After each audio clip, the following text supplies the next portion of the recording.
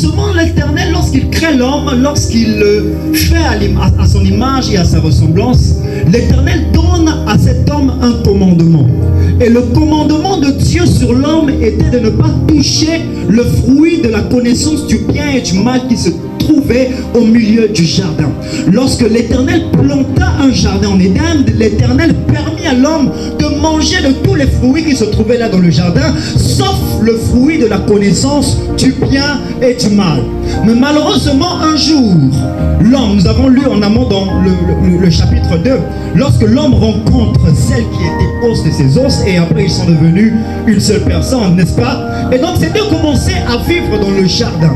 Mais un jour, un tentateur appelé Lucifer, non, Satan, il était Lucifer, il est devenu Satan à cause de sa malice. Il entra dans le serpent et ensuite tenta Ève.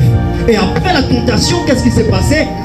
Ève, séduite par le serpent, appela son homme et les deux péchèrent devant la face de l'Éternel. Une personne me dit très fort amen. Amen. Et après cela, l'Éternel ayant compris, ayant su, vu qu'il était là, que l'être qu'il avait créé avait péché, qu'est-ce qu'il fait? Il se présente devant lui, le donne des sanctions, maudit le serpent, et au final, Dieu le chasse du jardin d'Éden.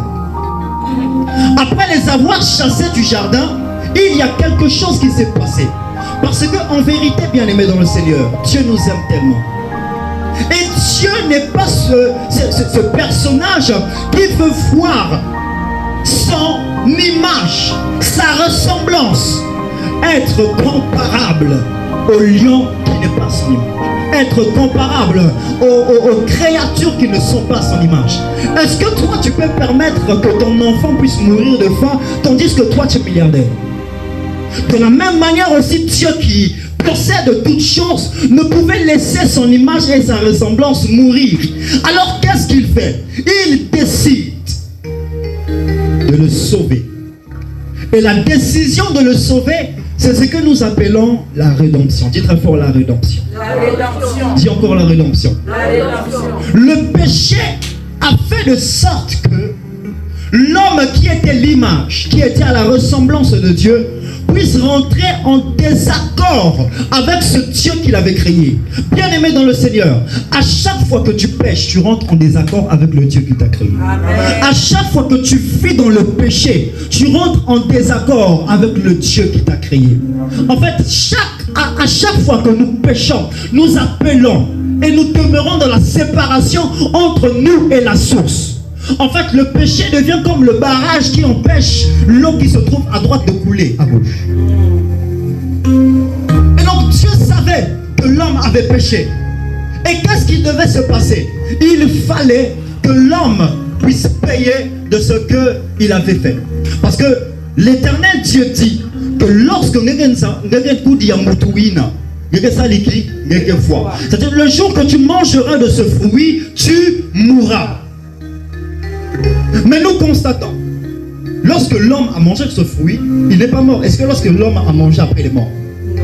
Il n'est pas mort, il a encore vécu. Or, il fallait qu'il puisse mourir. Mais nous allons avancer d'abord avec les bases et nous serons en train de monter. Donc l'homme, lorsqu'il pêche, il rentre en désaccord avec Dieu. Parce que Dieu ne nous a pas créés afin que nous puissions rester des pécheurs. Dieu nous a créés afin que nous soyons ces personnes qui sont à son image et à sa ressemblance. Le péché nous disqualifie sur la plateforme céleste de la ressemblance de Dieu. Or, la sanctification nous remet à l'état normal de ce que nous sommes. Une personne me dit très fort Amen. Amen. Et donc, le péché a ramené les choses compliquées. Là où l'homme était maître, l'homme est devenu esclave. Le péché nous a rendu comment? Des esclaves.